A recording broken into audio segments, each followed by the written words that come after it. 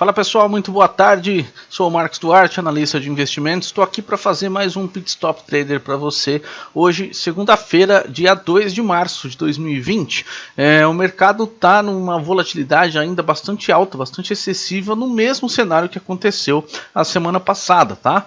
Então, dentro dessa linha de raciocínio, dentro desse viés, as operações elas têm tido uma amplitude muito boa e nessa mesma condição a gente já consegue levar o nosso resultado positivo para o mês de março também. Eu vou passar aqui pelos resultados do mês de fevereiro, que já foram consolidados, né? Já fechou o mês. Vou passar aqui pelos resultados de março e vou apresentar para você os melhores oportunidades e os trades que nós fizemos hoje aqui na sala. E claro, a perspectiva aí, não só para agora à tarde, mas também para amanhã, para a semana, aquilo que eu estou olhando aqui no mercado. Vamos lá.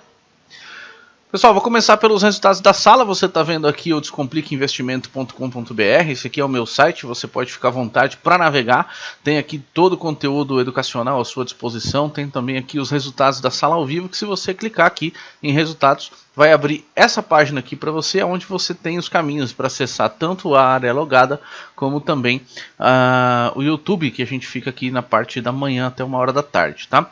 Resultados do mês de fevereiro para você. A gente conseguiu fechar o mês com 1.415 pontos no índice futuro, isso dá R$ 2.830. O dólar futuro trabalhando aí na casa dos 117 pontos, isso dá R$ 5.850. E nas ações devolvemos um pouco do nosso lucro, então trabalhando aí com 65 centavos, né, ou R$ 650 vezes 1.000. Somando tudo isso aqui, 9.330 de resultado do mês. É um bom resultado, aí você pode acompanhar o que foi feito dia a dia, tá? Então atualizei aqui, ó, já o último pregão, que foi do dia 28, né? Acabei que eu não fiz um Pit Stop Trader na sexta-feira, tive um contratempo. Estou fazendo aqui de hoje. Então olha só, fechamos aí a sexta-feira com 100 pontos, né, negativos no índice futuro, 23 pontos positivos no dólar e 86 centavos também negativo nas ações. Isso em meados aqui trouxe um lucro de R$90, que se você colocar as taxas em cima acaba dando 0 a 0. Mas tivemos um bom resultado no mês, um resultado ainda dos mais expressivos dentro da nossa média, né? Vamos dizer assim que da nossa média ele está na parte superior, né? A gente costuma fazer de 8, 9 até 12 mil reais mais ou menos de lucro quando dá os melhores cenários, né? E nos piores cenários a gente fecha ou no 0 a 0, um pouco negativo, ou ali na casa dos 2 mil reais, que depois convertido isso em taxa dá um pouco menos. Pessoal, vamos lá, falar do mercado. Você está vendo, deixa eu só carregar o gráfico do Ibovespa aqui para você poder acompanhar. Você está vendo aqui numa linha do gráfico do Ibovespa que a gente tem acompanhado durante toda a semana que passou, né? Com essa ideia do coronavírus, o mercado simplesmente desabou, fez uma correção bastante expressiva até onde? Até a média de 200 períodos ali do gráfico diário, tá? Lembrando que 200 períodos no gráfico diário nada mais é do que um período de 200 de um ano útil, né? Seriam 200 semanas, não, perdão, eu ia falar 200 semanas, mas não são 200 semanas, né? É um ano útil, são 200 dias, né, de pregão, isso dá quase que um ano de pregão, tá? Ou seja, podemos dizer que o preço voltou na média anual, né? Mais ou menos aqui na casa dos 106 mil pontos. E aí, Marcão, o que esperar para essa condição? O mercado chegou a trabalhar com um processo de euforia aqui na casa dos 100 mil, que era o toque principal, né? Que era o toque que estava faltando acontecer, só que a gente não precisava fazer isso de uma vez, né? Olha só, né? O teste desse suporte aqui dos 100 mil pontos, que quando o mercado rompeu em outubro do ano passado, né? O mercado simplesmente não testou o fundo, né? Ele simplesmente rompeu e foi direto, agora testou de uma única vez. Expectativas então para a gente olhar o Ibovespa e olhar os cenários dos mercados ainda nessa condição. Não acredito que o Ibovespa continua caindo agora, pelo menos para essa semana, tá? A gente deve passar por uma semana de ajuste, uma semana de correção. O Ibovespa deve chegar aqui na casa dos 110 mil pontos, ficar navegando entre os 100 mil e os 110 com essa volatilidade alta que está acontecendo, tá? Claro que em determinado momento da semana a gente vem visitar os 100 mil, em determinado momento da semana visita ali a região dos 110, que é mais ou menos o cenário que aconteceu aqui no mês de outubro e novembro. É porque a gente não estava com aquele pânico, né, de uma doença se alastrando pelo mundo, então passou meio que despercebido, olha só, né? O Ibovespa passou lá dos 102 mil para os 110 mil e ninguém nem viu, né? O pessoal só começou a ter mais atenção em cima desse cenário de 120 mil pontos. Tá? Das principais ações, pessoal, falando de Vale, tá? Vou falar tudo no gráfico diário, porque como está começando a semana, fica mais fácil da gente poder entender, tá? Vale está rompendo ou tentando testar aqui a resistência dos gaps. Tá num teste dessa resistência, acredito que vale montando algum tipo de pivôzinho, a gente trabalha com ela num cenário positivo, para fechar parcialmente esses gaps, tá? Não sei se todos, e aí a gente entende também que a região aqui dos 48,80 é zona de resistência. Vou passar, esse é a tônica do setor, tá? Não só vale, ó, mas vou passar aqui pela Gerdau. Mais ou menos a mesma configuração gráfica, tá? Mais ou menos a mesma configuração gráfica, passando por CSN, cadê? CSNA3, ó. Então você vai encontrar todos os papéis ainda nessa condição. O que isso remete para você? Remete a uma oportunidade. Tá? Você pode trabalhar tanto com o mercado de ações quanto com o mercado de opções para posicionar com esse gap para cima, posicionar com esse gap, né, a continuidade desse movimento para baixo, que eu particularmente não acredito muito agora, pelo menos para essa semana, tá? A não ser que tenha alguma notícia aí que impacte o mercado com mais força.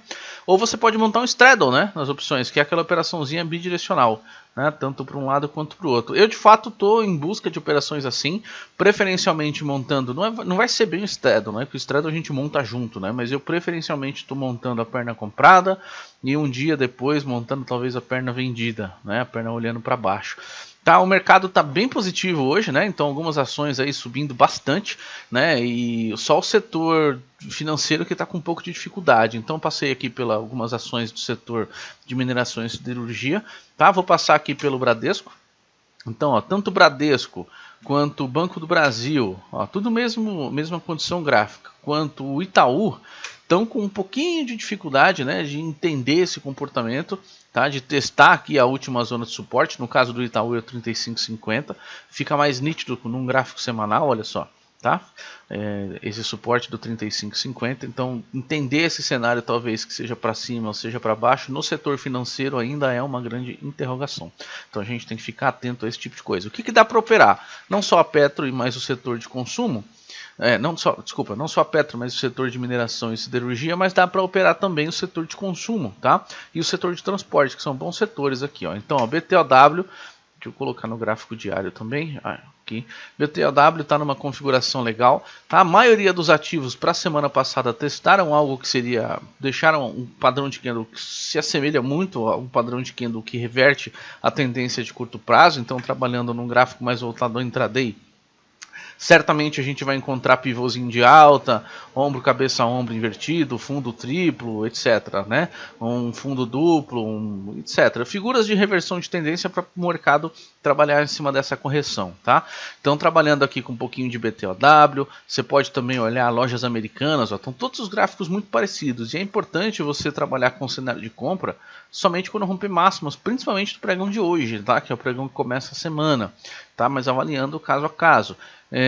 Já passei por lojas americanas, vou passar por Magazine Luiza também, olha só, Magazine Luiza está bem interessante aí para a gente poder olhar, tá? Ela se assemelha, esse gráfico se assemelha bastante com o da Vale, ó, mas vale a pena, tá, a gente olhar Magazine Luiza rompendo na casa dos 54, 53, 54, deixa aí no seu radar. O que dá para olhar além do setor de consumo, Marcão? Dá para você olhar o setor elétrico. VEG foi o destaque das nossas operações hoje, né? A gente passou na sala uma compra que era de swing trade, na VEG, a compra de VEG 3 foi no 44,38, tá? Então foi mais ou menos aqui, ó, mais ou menos aqui a compra de VEG, e o nosso alvo máximo era no 45,30. 45,30 era um alvo máximo aqui, e era um alvo de swing trade, um alvo 1, primeiro alvo de swing trade, tá? Acabou que a VEG subiu com bastante força, você percebe aqui, VEG está subindo 7,5%, tocou na média móvel de 200 períodos, está agora com 46,35. Esse foi o melhor trade do dia, tá? O melhor trade, a melhor operação que não deu calor. No day trade já deu 90, 92 centavos por ali, tá? Fizemos outras operações também, na sala fizemos Bradesco, fizemos o índice, fizemos o dólar, fizemos o Banco do Brasil também, ó, que é um dos ativos muito relevantes para hoje. A nossa compra em Banco do Brasil foi na região aqui do 46,66, um pouquinho aqui abaixo da linha azul, tá? 46,66, e buscamos até o topo, né? O nosso topo na verdade era no 47, onde a gente estava com um alvo no day trade, um 47, ele acabou evoluindo, foi lá no 47,44. Muito boa operação. Fizemos também um tradezinho no dólar. Eu vou passar aqui pelos resultados, pessoal, e basicamente acho que a tônica do mercado eu já passei, né? Seguinte, Eu tô aqui com uma trava de alta em via varejo que a gente montou para swing trade. Essa trava tem tudo para dar certo em opções. Tô trabalhando também aqui, ó, com o cenário atual de 170 pontos no índice futuro. Zeramos o dólar, né? A gente conseguiu recuperar um stop de 6 pontos. E aí as ações que a gente tinha começado negativo no dia, estamos aqui com 66 centavos, né? No nosso financeiro, deixa eu fazer uma conta aqui rapidinho para você acompanhar. Cadê uma calculadora fácil aqui? Deixa eu pegar. Tá lá na outra tela. Deixa eu puxar ela aqui para a gente poder acompanhar. Na continha fácil vai dar o seguinte, vai dar 170 vezes ponto 20 vezes 10 contratos dá menos 340 reais. Ou simplesmente, ó, se você quiser fazer a conta direta, tá, dá 170 vezes 2. Né? E nas ações, mais 660.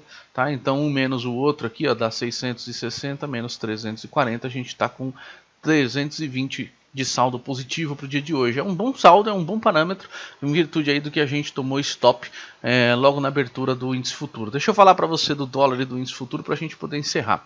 Não esquece que o dólar a gente mudou, tá trabalhando com o contrato J também. Agora, né, saímos do contrato H e começamos o contrato J. O dólar abriu a semana em cima da mesma condição operacional que fechou a semana passada, ou seja, não rompemos máxima, não rompemos mínimas na vela de hoje, simplesmente estamos trabalhando com um processo de abertura ali na região do 45,11, ou seja, 4,51, e o dólar está cotado agora a 4,49. Não tenho perspectivas de boas operações para o dólar. Ele acabou de desconfigurar uma venda que eu tinha chamado aqui na sala, tá? E o dólar, para mim, processo de consolidação para voltar no ajuste se for um cenário de alta, para voltar no 4,47 aqui se for um cenário de baixa, tá? Deixa eu passar também pelo índice futuro. Índice futuro, a gente está num processo de repique bastante forte dele, que é a mesma linha lá do Ibovespa, né? Deixa eu colocar aqui, colocar num gráfico de Renko para facilitar um pouquinho a vida, ó, a leitura. Amplitudes do gráfico de Renko estão bastante fortes aqui para o nosso mercado, tá? Você está vendo que eu mudei hoje o tempo gráfico, né? Em virtude da volatilidade eu estou operando 20R, ou seja, os stops estão caros, as operações estão mais longas, mas os alvos têm sido atingidos com brevidade, tá? Então, operações com alvo e stop mínimos de 150, 200 pontos, tá? Para a gente trabalhar com stops para essa condição. Consequentemente, tá? Vamos trabalhar com alvos, né, de 300, 500, 700 pontos por operação, tá? Tudo isso é por operação, tá? Então aqui, ó, é por trade, por operação. Aqui, ó, ficou feio aí meu trade, mas é por trade, tá? Nesse cenário, pessoal, o que esperar do índice? Índice futuro, olha só, tá numa zona de resistência. Tem uma zona de resistência, perdão, aqui na região do 109. Essa aqui, ó, eu vou chamar de resistência principal. Tá? É sobre essa ótica dos 109 mil que a gente está olhando no curto prazo, tá? Que foi o começo desse movimento de baixa aqui, ó. Tá? Então é para esse número que eu estou olhando. O processo de repique do índice futuro vai ter aquela bela condição de zigue-zague. Cuidado com bastante rompimento falso. Então a ideia talvez seja entrar mais leve e depois agredir o mercado, tá? Por quê? Porque se o mercado der stop, tá, você toma stop com a mão mais leve. Eu vou falar disso, pessoal, quarta-feira, tá? Inclusive vou deixar o convite. Quarta-feira tem live sobre gerenciamento de risco e gestão de trade. Eu vou falar bastante ali sobre preço médio para você poder calcular. Vou te ensinar a calcular o preço médio, vou te mostrar como é que faz para você gerenciar o trade usando talvez ali o preço médio até a seu favor, tá? Basicamente é isso, pessoal. Então o momento aí é de cautela, tá? Aguardando o índice futuro testar aqui a linha d'água como suporte ou falhar na resistência aqui da região dos 107, 108 mil pontos. Não tem muita perspectiva positiva para ele não. Até a resistência inicial aqui a gente tem mais ou menos 2.000, 3.000 pontos. Até a resistência master lá em cima tem 5.000 pontos, que é a resistência dos 113 mil, que eu acho que não atinge por enquanto não. A gente está com a ideia de arredondar bem o fundo aqui, ó. Deixa eu mostrar aqui para você, ó. Se isso no 15 minutos virar, né, um ombro cabeça um ombro invertido, olha só, a gente está a ideia de trabalhar com um processo dessa figura para pegar um ambiente de reversão de tendência. E a minha dica para você, pessoal, olhe para ações, tá? Olhe principalmente para opções e ações ali de BOVA 11, tá? Esse é um bom cenário para a gente operar hoje. Beleza? Valeu, gente. Vou encerrando o Pit Stop Trader por aqui. Nos falamos amanhã. Um abraço e até mais.